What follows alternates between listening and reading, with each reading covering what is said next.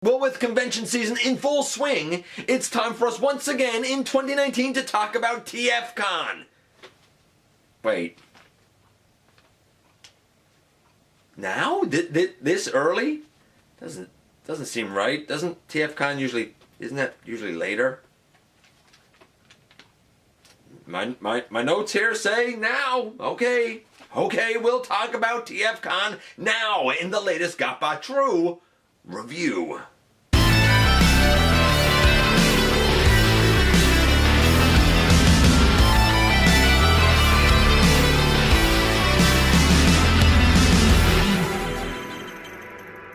Hey one, hey all, welcome back to the channel. I'm your host, Dennis Moulton, aka GotBot. As always, please like, comment, share, and of course subscribe. Check out Machinery of Man, The Everything Factor, Transformers, Collectors, NL, and me everywhere.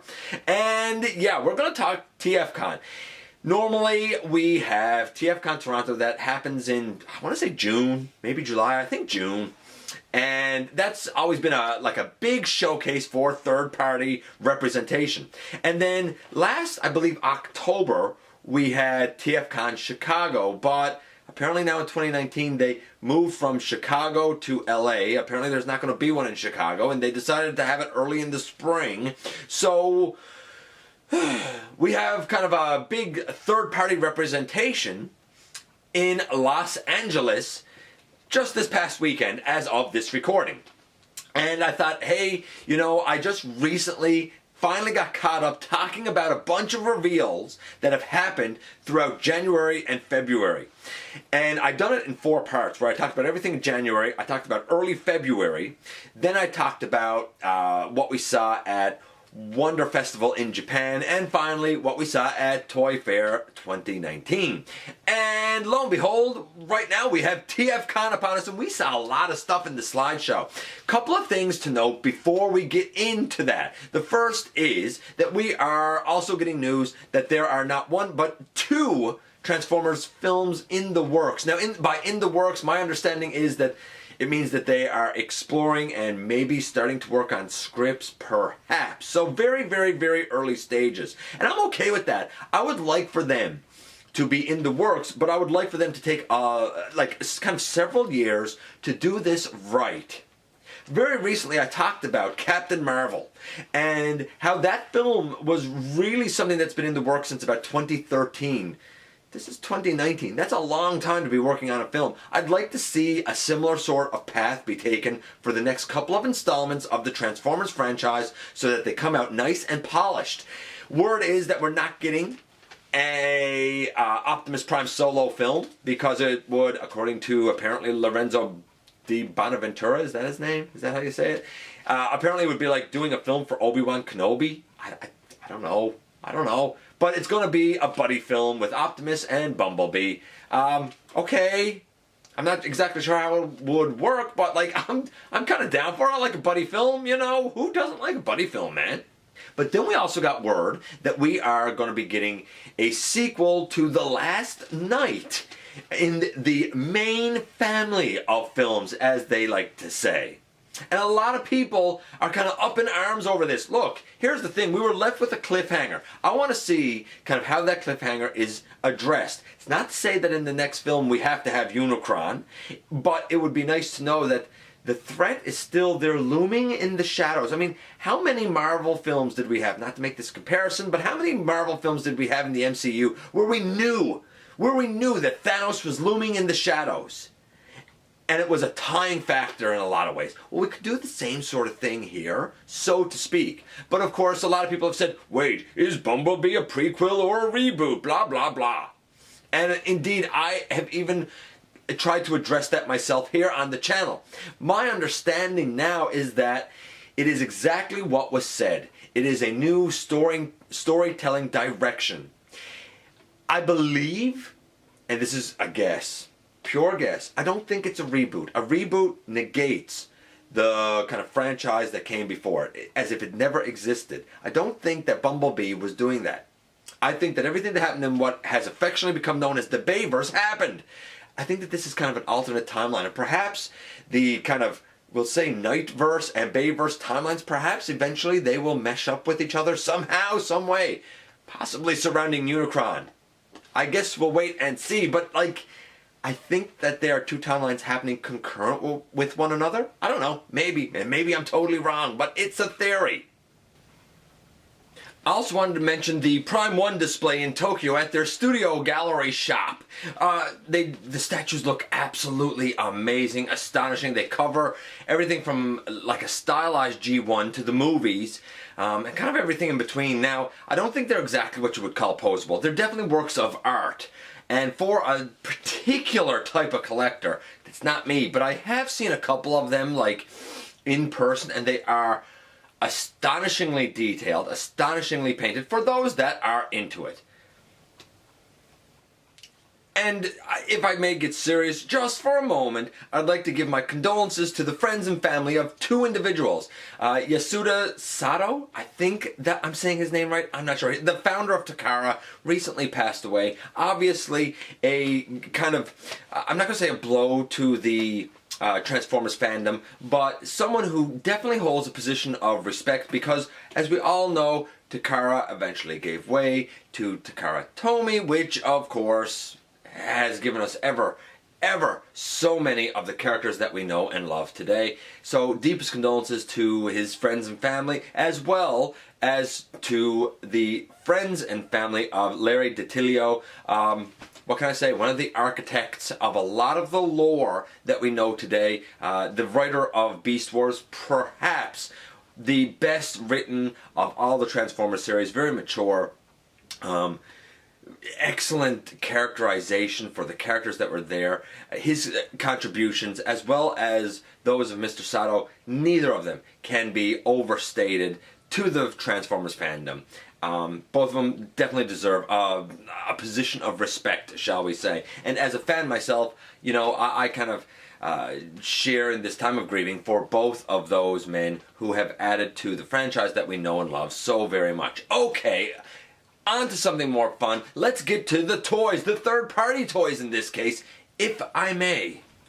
First and foremost, 3A was on hand with a couple of their, I don't even know what you call them, like mega action figures, I suppose, of Blitzwing from the Bumblebee movie, and they teased Optimus Prime from the Bumblebee movie. The Blitzwing evidently stands 17.5 inches tall, almost as big as Titan-class Devastator, almost as big as Titan-class Predaking, just to give you a reference for how tall he's going to be, with 107 points of articulation. Get out of town, man. That is astonishing. No, I don't believe it transforms, but the poses and the presence that it has, undeniable. I am sure that Optimus Prime will be just as, if not more, impressive.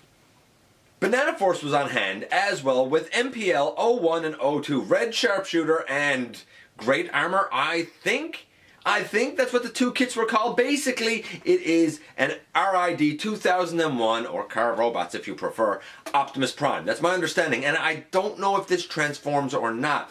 Based on what we saw, it seems like this is more of an intricate action figure than a Transformer per se. But it does look astonishing, and I believe it is supposed to be kind of a masterpiece styled, or at least inspired, version of Robots in Disguise Optimus Prime. New Age was on hand with Monero, Capera, and Cyclops. Basically 3 uses of a mold that is going to represent Jazz primarily, as well as Ricochet or Stepper, if you will. I think that looks like the paint job to me. And then finally, kind of like an Alternator's homage to Shockwave, hence the name Cyclops. They all look good. They're all like, I'm not even going to say legend scale. They're all itty-bitty. They're miniature legend scale. They look astonishing. What can I say? They look great. There was also a picture, kind of a group shot shown, where I saw in the background an Optimus. I don't know if they have an Optimus. I didn't know anything about it. Or maybe I'm just forgetting. And a Cosmos that looks really astonishingly good, but that's not all that New Age showed. New Age also had Harry, McCoy, and Miller.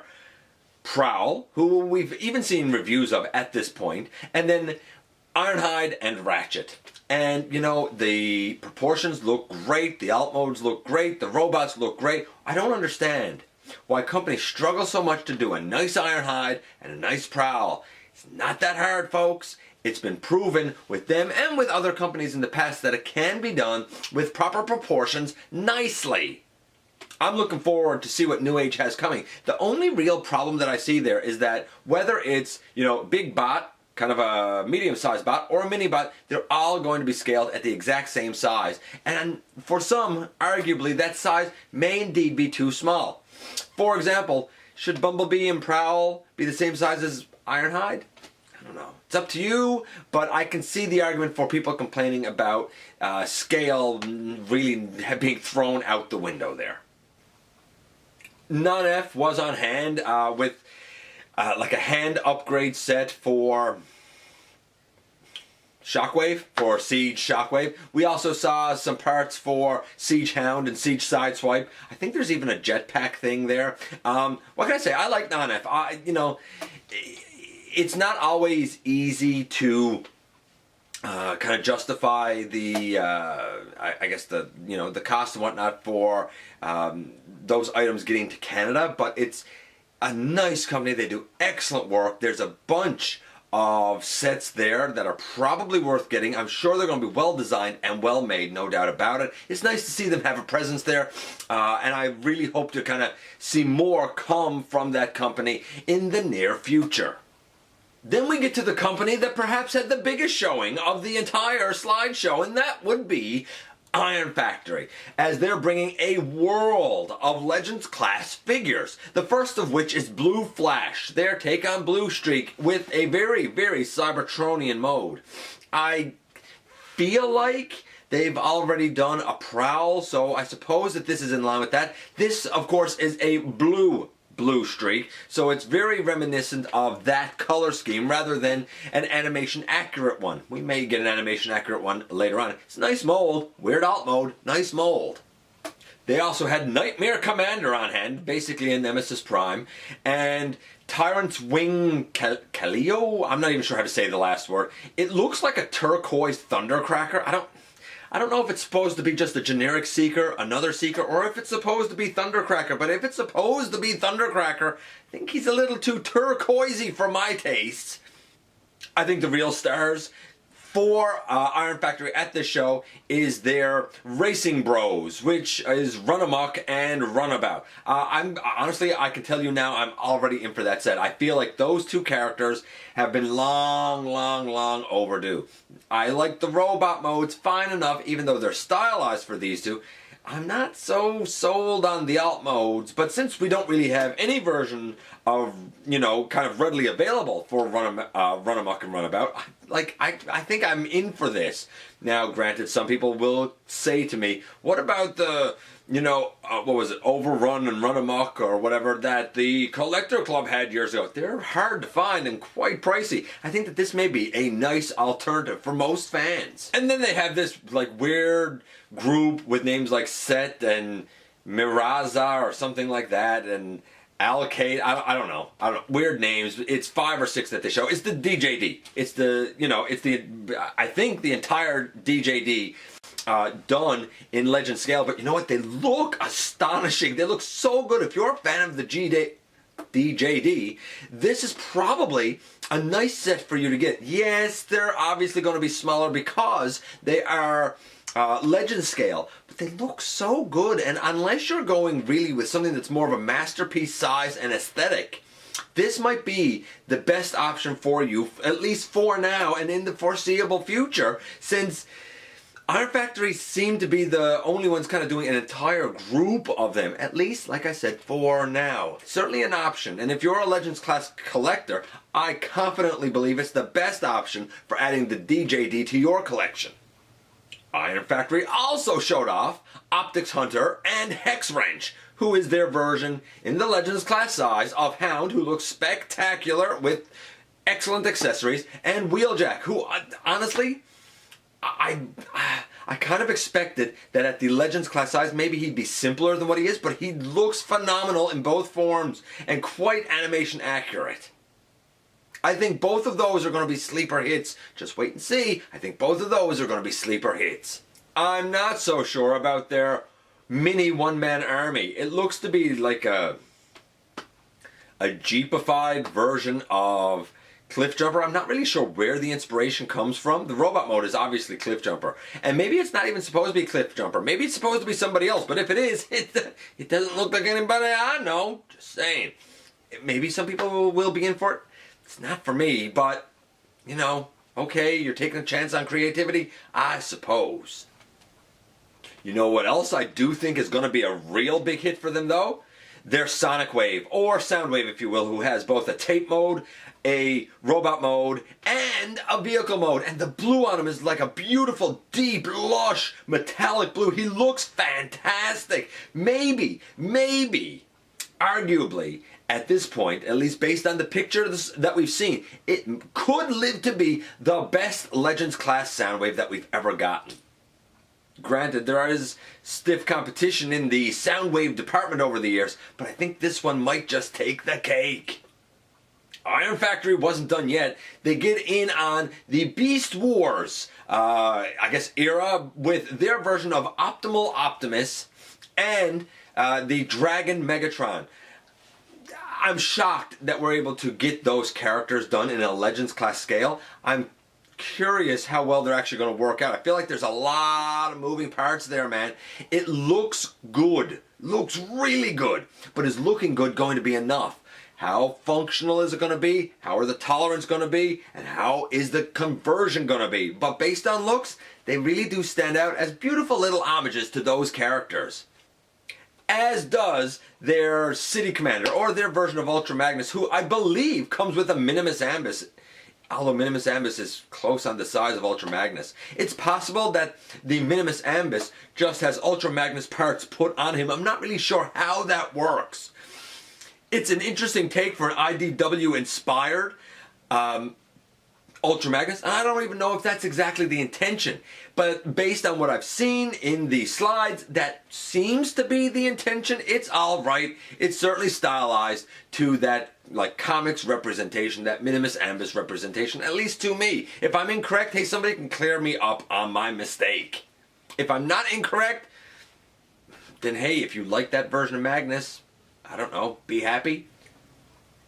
And then finally, they conclude things with Starwing, and I'm totally confused about this. A little anime girl with robot parts on her. I have no idea what the reference is. I feel like it might be something from Kiss Players, but I really don't know. I have no idea where it comes from or what it's supposed to homage or represent. It looked like a grayscale type of thing that was shown. I don't know. Maybe if I saw colors, it would make more sense to me, but right now I don't know what it is. Pass. HTB was on hand with a couple of things. An upgrade kit for, Big Dragon or whatever it is. It's that, I think like that Legends scaled Omega Supreme, giving it new ankles and new knees that apparently you can use a few different ways. Great if you got that figure, I suppose. And I'm not even sure who made that figure. McFan's Toys, maybe? Was it McFan's Toys? I'm not sure. There's also what's supposed to be G1 head for Toy World's Constructor that was shown. And it looked like another picture that, are they doing their own Devastator homage? I'm not really sure. Like, I didn't feel like their slides were the clearest things in the world. It's like they just sort of slapdashed something together to have something to show. As a matter of fact, I'm not going to lie, I didn't even hear of this company before, right now, today. Jiang Xing was on hand again, showing off their dragon. Still looking like a gray prototype thing. Like, is this thing ever actually going to go into production and be made? It looks glorious, there's no doubt about it. But like, are they waiting too long? Are they building up too much hype for it? Are they putting it off too long that, you know what, people are now not going to be interested in it? Or are they making sure everything is absolutely perfect so that when this comes out, it becomes the benchmark for like the Dragon Megatron and perhaps a lot of figures to follow? I don't know. I feel like they're kind of building up a high kind of level that they're going to have to be able to live up to. A lot of hype that they're going to have to be able to live up to. I don't know if they can. I've seen this sort of thing before, and when the hype train finally catches up with the release, or the release finally catches up with the hype train, a lot of times it ends up being a bit of a letdown. Let's see if the same thing happens this time around. Zeta was on hand, showing off Bruticon. It looks like maybe a more toy-inspired color scheme on their Bruticus. I don't know why you would need that. Their Bruticus is astonishingly good. It really is astonishingly good.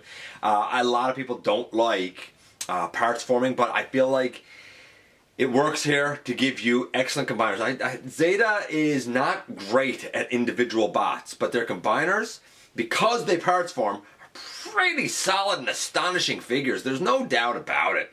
Like, their Superion is excellent. Their aerial bots are, not so much. Just saying. Then they also show off, speaking of individual robots, their version of Bumblebee movie, Bumblebee. Who cares? Why are you doing this? Is it because Toy World is doing some movie-inspired stuff, so now, you know, just to kind of stick it to them, you guys got to do some movie-inspired stuff? Don't move away from what you're strong in. What you're strong in is combiners. Case in point, they also showed, I guess, renders of their Beast King, their Predaking, and it looks really good. Now, a long time ago, I did kind of a series on Predaking where I looked at, you know, a KO of, well, it was Nero Rex, but a KO of Feral Rex, who is considered still to be the king. I'm not sure why. He looks great. Not the most functional thing in the world. I'm not a huge fan of it. You know, MMC got their version. That's great. That's nice. It's wonderful.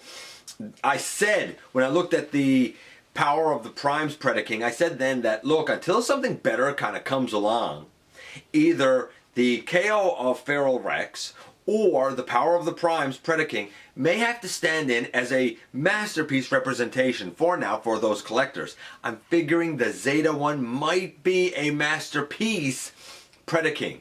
He may be costly, but both he and we saw the like individual Razor Claw, it looks really good. Let's see how well it comes together. There is definitely parts forming to it, but I think it's going to work for what they're hoping to accomplish. And then they also showed off a character called Moonwalker, who is a train, who is a leg of Raiden. They're doing Raiden? Bring it on. Who does Raiden? How often do we get trains? How often do we get trains that combine? I'd love to have like a Chug Raiden, since Chug is kind of my bread and butter. But for anybody kind of into the Zeta combiners, this is completely out of left field. I get it. There are some that people would like to see happen first. You know, let's make a Computron happen. Let's make a Defensor happen. But we've got a lot of those. How many Raidens are out in the market for there to be competition with? None? Zeta is probably going to not only do a Raiden, not only do it tremendously well, but I don't even know if any other companies are going to be able to kind of keep up to the pace that Zeta sets. And yes, I would say I'm a fan of Zeta.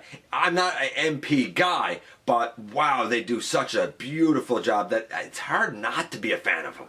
And then we come to Fans Toys. Of course, Fans Toys had to be on hand. I'm not a Fans Toys fan. I'm really not. I get it. Like, they have a very vocal and a very adamant fan base, but I was never a huge fan of them to begin with, and they've had such a spotty history of teasing stuff that has not come out, and then having stuff come out that really is not, like, it looks good, but outside of looks, it's not good.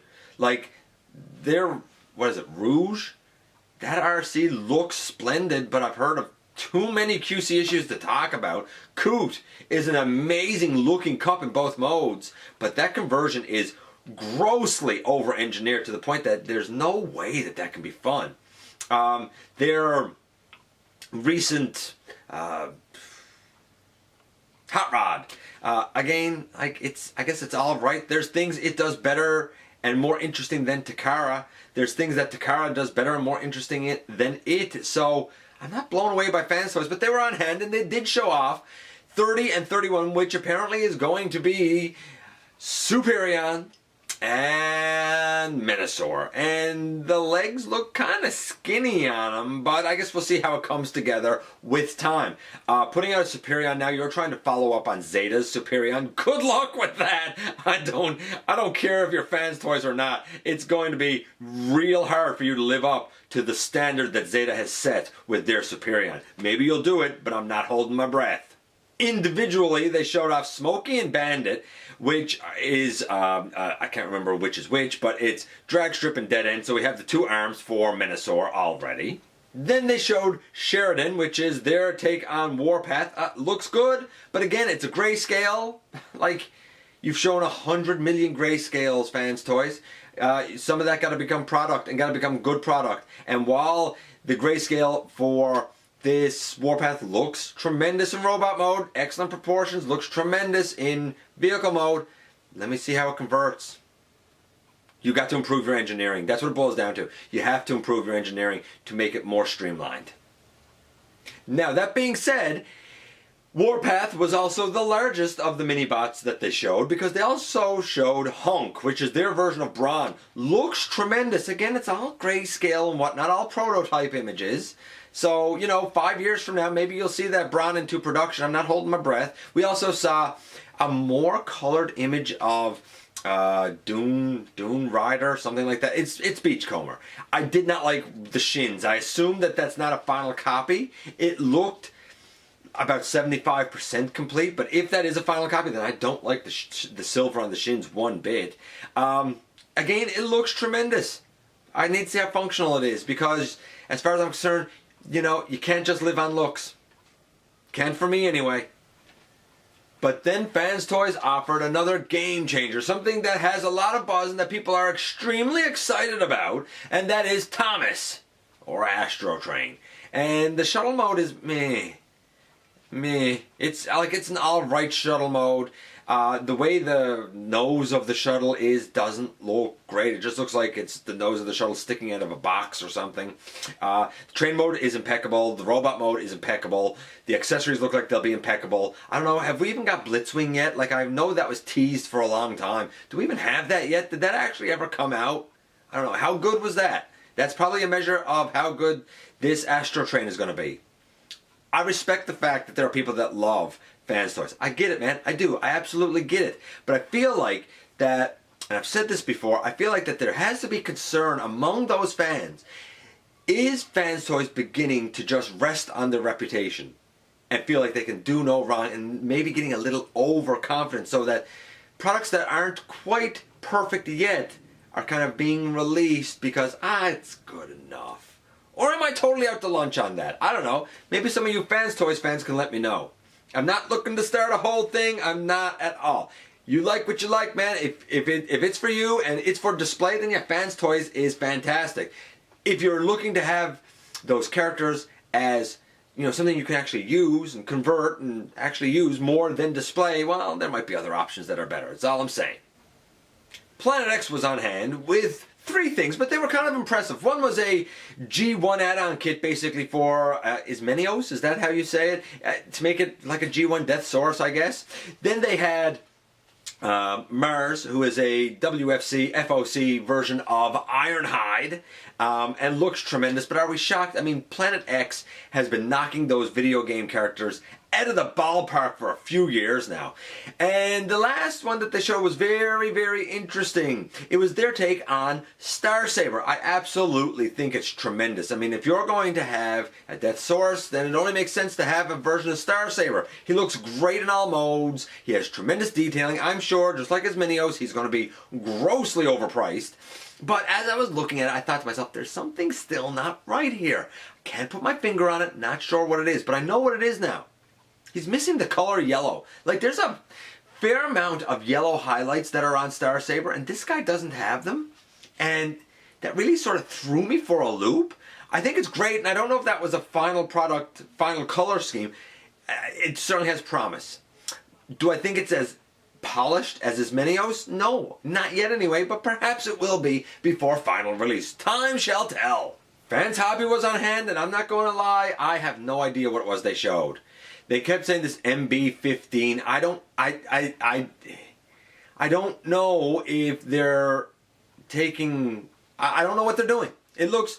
Some of the pictures and silhouettes and stuff that I saw looked like an upgrade to their Power Master Optimus Prime. Then it looked like maybe like a Jetwing Optimus, but is that combining with... Is the jet and the like heavy truck combining with like the Power Master Optimus Prime for like a jet wing Power Master Optimus Prime? I don't know what they showed. I really don't know what they showed. I couldn't make head or tail out of their slides. And then they had this thing called Athena, and I don't know what that's supposed to reference at all. I love Fans Hobby, but I don't think this was a good showing. Is Athena supposed to be some take on Minerva? I honestly don't know. I wouldn't be able to tell you. MMC was on hand, and they had Reformatted Gun, which was another member of the DJD. It looks great. I mean, their DJD clan is pretty tremendous. And they showed off some images and whatnot for Supermax, their take on Fort Max, which I believe is a crowd-funded thing. I don't know, I guess it's kind of impressive. It's not for me. I mean, the Titans Return Fort Max is my Fort Max, but I can't blame them for trying to crowdfund this, and I know that there is a fan base that is absolutely rampant and rabid to have this version of this character. Hopefully it works out for them. And then last but not least, we have Ocular Max on hand, and they showed off a whole bunch of images for their take on Bruticus. I'm assuming a Studio Ox inspired Bruticus, although it didn't really look like it to me. I don't know, maybe I'm wrong on that. But they showed a whole bunch of characters that are the individual modes and the combined mode for Bruticus. I don't think they actually showed the figures. I think it was like renders and whatnot, but they look pretty tremendous if it can come together. Just saying. Hopefully it does. Besides that, they showed off a Jaguar cage.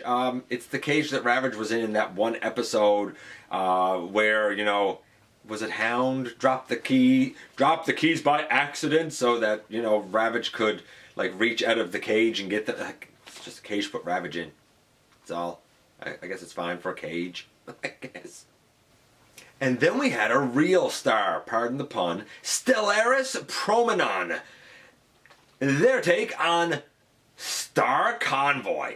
You know, ever since, it's funny that we're getting this because not long ago at Wonder Festival, we saw what's going to be an LGEX Star Convoy based on the Power of the Primes Leader Class Optimus Prime mold. And now all of a sudden, Ocular Max is showing their version of Star Convoy. I don't know if that G1 well is runneth dry for them to be kind of picking up on such kind of abstract aspects of G1 or not. Or if it's just a nod that, you know what, here's something you never ever expected to get. For those not to know, Star Convoy is basically a reborn version of Optimus Prime, who I think Die Atlas actually gives leadership of the Autobots back to. Everything comes back to Optimus. Just like Dark Nova revives Megatron as like Ultra Megatron and Super Megatron. Just saying. If we're getting a Star Convoy, it'd be nice if we got the Megatron counterpart, but...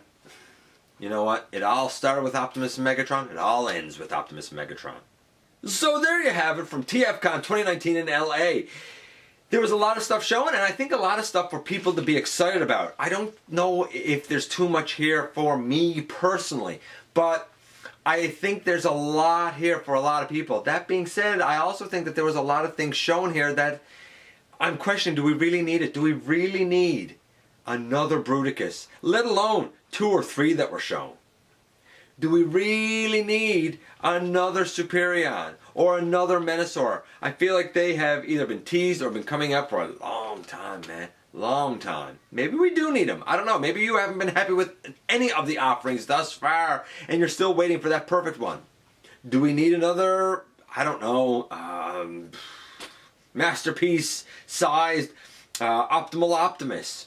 Doesn't Perfect Effect kind of have that covered?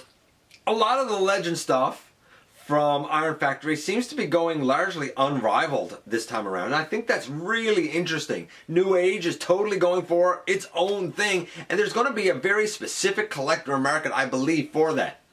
And of course, there are things that I'm very excited to see myself.